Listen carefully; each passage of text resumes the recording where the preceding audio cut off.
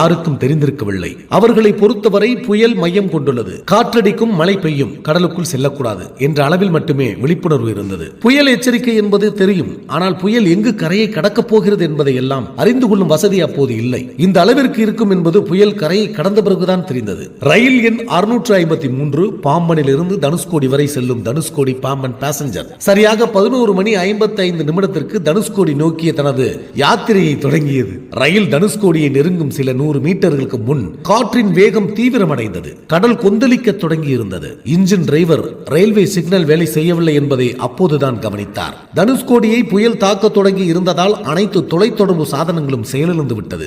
Railway signal, தந்தி கம்பங்கள் என எதுவும் வேலை செய்யவில்லை. டிரைவருக்கு என்ன செய்வதென்று தெரியவில்லை. பலத்த மழையின் காரணமாக சிக்னல் செயலிழந்து இருக்கும் என்று கவனிக்க தெரிந்தவருக்கு வரப்போகும் அபாயத்தை கவனிக்க தெரியவில்லை.